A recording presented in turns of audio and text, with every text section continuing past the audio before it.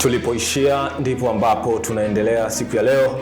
Ni siku nyingine tena nikikukaribisha mtazamaji wetu kwenye maktaba ya SJS TV, eneo ambalo tuna taarifa mbalimbali za nyota mbalimbali wa hapa nchini. Niite Mkatalunya nabii wa pili, na leo tupe kwenye engo ya sanaa ya maigizo. Niwaeleze ile hali ya kutabasamu huku nimesalim amri kwa Uislamu. Assalamu alaikum wa alaikum salam. Hivi mnajua kuna wanyama nao wanajiona binadamu na kuna watumishi wa shetani wanatumikia jasho na damu? Okay, ni haya. Niangalieni kwa jicho la tatu ni medulla oblongata. Ikisha muniruhusu nilie nimupate anayofuata. Maana nyota zilizima, nuru ikawaka. Chanzo cha ulimwengu ni Adam, heshima ya utulivu wa poepaka. Kama nilivyoanza na tabasamu, basi nakubali kwamba moyo kichaka. Hata Baba Faridi alisema kuna makeups pia kuna mkorogo, kuna haters na wale wanajisikia tu kuleta shogo. Kuna tofauti kati ya MC na CEO, tambi na minyoo, glass na kioo, bafu na choo. Nimuone nani? Nishakufuru sana kwa kuwaza kwenye sanaa sina imani, yani kituko na shangaza, mimi ndo faza mimi ndo maza. Nishamzika mmoja, uchawi na uogopa na walimwengu wanavioja. Nilitaka tamu, nikapewa chungu, wakanikata mbawa mkononi, nina pingu nina machungu, status za majungu, contract za kizungu, wakati mimi ule Mswahili asona mtu yuko na Mungu, alafu bado anahisi kama anapoteza muda.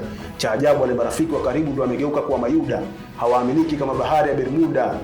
Ewe Mungu ninusuru nisiwe Illuminati, maana pesa sukari guru na asali siipati.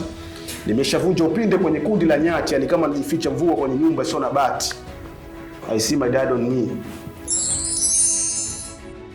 Majina yako halisi ni nani na katika sanaa upo katika engo ipi? Majina yangu halisi mimi naitwa Abdul Karim Ramadhan, lakini kwenye sanaa wananiita Karim. Japo silipendi sasa hivi, lakini nataka nibadilishe mbeleni huko. Ila kwenye mitandao ya kijamii naitwa Climax Karim. Climax Karim. Nipo katika kategori ya mashairi pamoja na uigizaji zaidi yani. Lakini niko katika sanaa nyingi. Okay. Mimi nataka nifahamu kati ya muongo na mnafiki, yupi ambaye kwako hana nafasi? Na ikitokea umeletewa sarafu yenye pande mbili, kuna muongo na mnafiki, wewe utachagua upande upi?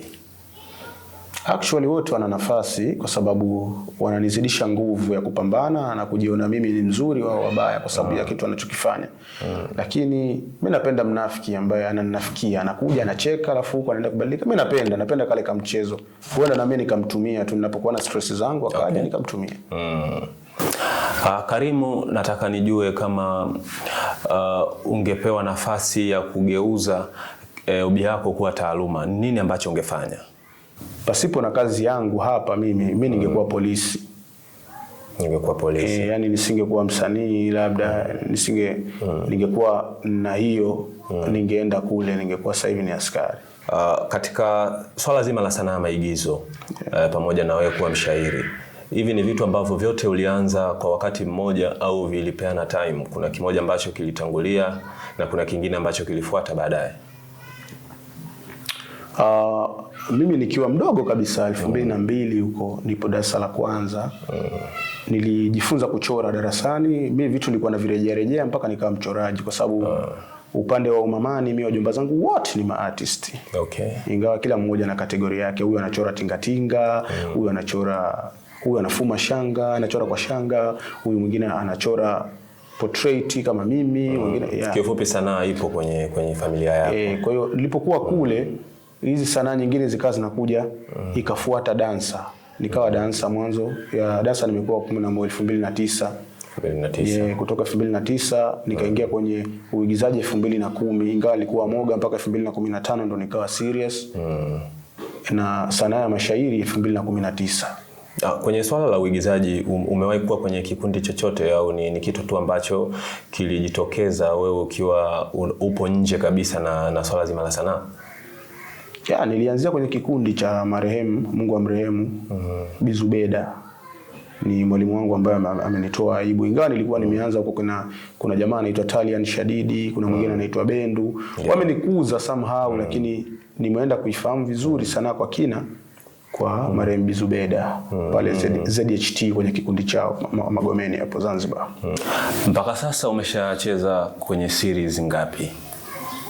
Series ambazo nimecheza ni nyingi, ikiwemo zinafika 4: Huba, Mawio, Milele Village, Welcome to Milele Village. Mule nimeplay kama mtu wa mtaani ambaye sometimes utokea umekaa tu hivi unasubiri gari anakuja na mwenzio mnaanza kugombaniana. Wapo wale watu ambao wanataka kuwahi majumbani, kisa wewe Mchina unakuja unataka kuwahi na kuzingua. Ni kwa sababu gani iliitwa Milele Village au Welcome to Milele Village?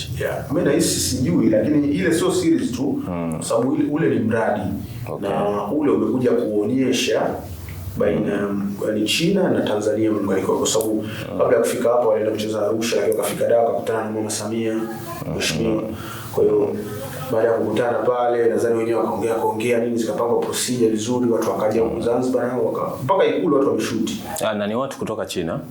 Ni star mkubwa Jidong ndo star ambaye anaplay mle katika Village. Kwa mchezo pia wanazungumzia masuala ya matibabu, mboga za wanyama ni utalii wa ndani pia.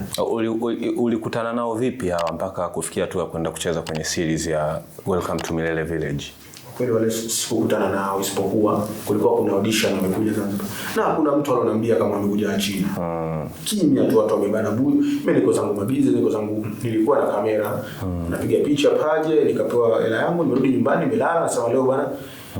Nilisikia juu kwa juu lakini sikutilia maanani kwa sababu nishazoea watu wanakuja hapa, lakini hatupiani ile info vizuri. Mtu kama mimi haipendezi. Nitoke tu nyumbani eti kuna China niende tu bila kupewa info nini. Nikifika pale namuona nani? Naanza kushangaa nini? Kwa hiyo nilikata tamaa nikatulia nyumbani, sipokuwa mwenzangu akaniambia nipeleke mimi. Kufika yeye kama kawaida alienda kule akapewa script yake vizuri, akapiga makachu forodhani, akaisoma vizuri, akakaa pembeni. Hakuondoka kwa sababu ilikuwa kuna watu wanapiga no story, na mimi nikaomba script nikasoma, nikaona kipengele kitanifaa. Baada ya kusoma vizuri, jamaa akatoka ule mkalimani, vipi hakuna mtu. Mimi nikajiingiza ngambia nipo hivi. Ushakunywa script wewe jana ulikuwa kwa yeye, nikamwitikia tu. Nikafanya ule Mchina kuona mimi alikuwa kishaikwa mtu. Akatolewa nikaikwa mimi. Kwa hiyo pale kilichotumika ni kujiongeza wewe mwenyewe kichwani. Nilijiongeza tu kama hivyo, lakini baadaye akanikubali, tukapiga no story, email, sasa tunachati nao.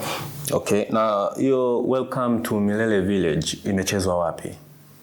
Imechezwa sehemu nyingi, Arusha, imechezwa Dar, imechezwa kwa China, imechezwa hapa. Baada ya Welcome to Milele Village kuna project yote ambayo inaendelea na watu hao? Hapa kwa nilivyoongea naye Jidongi, yeye sasa hivi pia amekuwa na mahusiano na kampuni kadhaa zinazotoka Hollywood kama Lionsgate na ile WB Warner Bros inaitwa ile, ana muunganiko wa hizo kampuni baina ya kampuni yake na ile. Kwa hiyo sijui kuna kitu gani kinaendelea, lakini ananijuza tu vitu ambavyo anafanya. Na sio mara nyingi kujibu message zangu, isipokuwa yeye ananipa info tu basi. Kitu kama hivyo. Okay. Umewahi kukutana na mtu maarufu au kukumbukwa katika fantasia yako?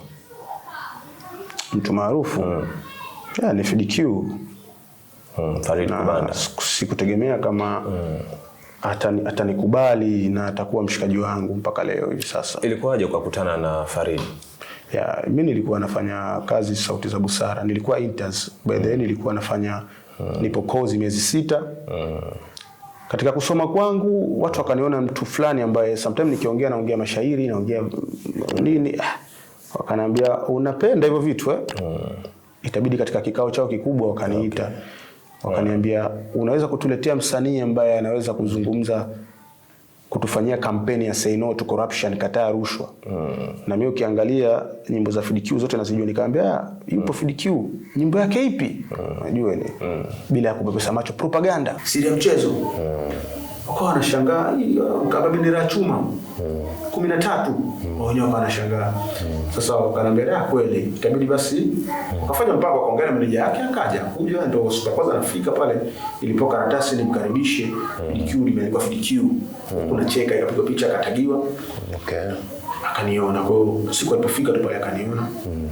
Kwa hiyo kuniona tukanijua, akaanza kutabasamu, ni kitu nilipenda sana, alafu mpaka leo tunaongea sana. Kwa FDQ ni mtu fulani hivi ambaye yuko humble, alikupokea poa, like kwamba ni watu ambao mmewahi kufahamiana kabla? Hatukuwahi kufahamiana. Lasema amekupokea kama mtu ambaye mmewahi kufahamiana kabla. Hakuonyesha tofauti yoyote? Hakuonyesha tofauti. Kuna mstari wote wa FDQ ambao unaukubali zaidi katika nyimbo zote ambazo amewahi kuzitayarisha? Naikubali mistari yote, ndio, isipokuwa Fidikiu napenda anavyojipublish sometimes, hususan kwenye Mzee Mbuzi pale aliposema I remember enzi hilo Swambuzi ndo unapendwa slipina ulikuwa mikwala na ukilivu na kutenda kwenye daladala konda fala sijentenda mini staff kanya pala huko bara sha surrender. Nilipenda vile jinsi alipopokea, alafu kwenye Kiberiti yeye na Saida Karoli akasema alikuwa analisemea yeye maneno anayoambiwa. Akasema tatizo lako utaki kuuza maneno, legeza kawe zako cha kutukuza misemo. Sheria ni yako ile usiwache msumeno, ukijikuna tako usikate kucha kwa meno. Yaani napenda zile punch zake anapozipigilia, yani kwa hiyo na nyimbo nyingi sana najua kama nipake tope jikombe kaombe mafuta niponde nizonge kutwa nikonde miongo wa kutupwa kwa mbongo chupa nipake sije kupauka nitaibuka tu kama vumbi dongo likija kukauka. Napenda hizo punch yani anavyozipigilia vizuri, na nyimbo zote nazijua za Fidikiu. Karim, naam, mimi ningependa kujua kitu kimoja. Kuna kitu gani cha kushangaza ambacho umewahi kukiona duniani? Kitu cha kushangaza? Kwa kweli mimi nimeshangazwa na hizi AI. Yaani mpaka najiuliza au Masihi ndo kashafika. AI ile ambayo inaitwa artificial intelligence, yani akili bandia. Unaweza ukaona video au ile ChatGPT unachati kila kitu anakujibu, na anaweza kutoa katika mitandao machapisho yote akakuletea, na anaweza kukutungia mpaka hadithi ya maisha yako. Na zile video unaweza kumuona mamba anabadilika samaki, mara mtu anaruka hapo, mara Mama Samia na nani wanapigana ngumi. Inakuwaje? Ni namna gani wanafanya katika kutengeneza vitu hivi? Kwa kweli mimi mwenyewe nashindwa. Yaani nashindwa, kwa hicho ndio kitu ambacho kinanishangaza. Au pengine ni kukua kwa teknolojia? Ni sawa, lakini labda nafikiri ule ni mtindo wa kuchukua data zetu na baadaye kutengeneza maroboti ambao wanafanana na sisi, kwa watu ambao mashuhuri wakatengeneza maroboti yao na yakaanza kuishi, kwa sababu taarifa zako umeshaziweka kwenye artificial intelligence, zinachukuliwa, anabandikiwa yule robot. Okay. Tuambie ni kitu gani cha kichaa zaidi ambacho umewahi kutengeneza au kuunda kama sehemu ya hobby yako? Kitu cha ukichaa labda kwenye sanaa yangu. Okay. Hususan kwenye shairi langu ambalo linaitwa Usipende Ukazama. Tunaweza kusikia sehemu ya ushairi huo? Verse ya pili inasema, shimo lake halina nyoka, chura wala papa, halina mamba, nyoka, chura wala papa, bali lina usingizi mnono, ukianza kuzama utamani kutoka, na ukiingia na soda utakuta andazi na sambusa, ukianza kufakamia soda yako itafoka, utatamani kumaliza na kusanza kila jasho likikutoka. Vizuri. Nikisikia basi nakuwa nacheka, kwa sababu watu sometimes hawajui nimemaanisha nini. Okay. Kuna swali nataka nikuchallenge kidogo. Okay. Hisia ipi ni tamu zaidi, au maumivu gani yanauma kuliko maumivu mengine yoyote? Moja, kumwacha aende anataka kwenda, au kubaki na mtu ambaye unajua ipo siku ataondoka? Yaani hapo ni bora umwache tu aende, kwa sababu akienda atakuja mwingine, kuliko kubaki na mtu ambaye unajua ipo siku ataondoka. Hiyo ni ngumu sana, ni mbaya sana. Neno la mwisho la kumalizia kwa watu ambao wanakufuatilia au mashabiki wako kwa ujumla? Neno la mwisho ni msingi wa kujielewa. Kujielewa ni kumjua Mungu, na sio kumjua tu, bali Mungu ndo tajiri wako, anapaswa kukupa kila kitu, sio binadamu. Yaani binadamu sote maskini sote, lakini Mungu peke yake ndo tajiri. Kwa hiyo yani usimpapatikie mtu katika dunia, yani usijipendekeze kumpembejekea mtu ukajifanya mdogo. Yani hicho kitu acha kabisa. Yani kama una mtu hiyo tabia unayo, acha. Ndio neno langu la mwisho sana na la msingi sana, naomba watu wawe nalo. Okay, asante sana. Mwana wa Mbuzi, mwana sifiro wa upande, naitwa Climax Karim. Keep and watching SJS TV. Naam, hisia nzuri kabisa maishani ni pale inshallah inapogeuka alhamdulillah. Maana halisi ya maisha ni kutengeneza kivuli, sehemu ambapo sio lazima na wewe uje kupumzika. Mpaka kufikia hapo SJS TV hatuna la ziada. Tulikuwa na muigizaji Abdur Karim. Of course tumesikia mengi kutoka kwake. Asante sana. Sajei nyuma ya kamera ulikuwa na mimi Mkatalunya Nabii wa Pili, na hii ni Maktaba.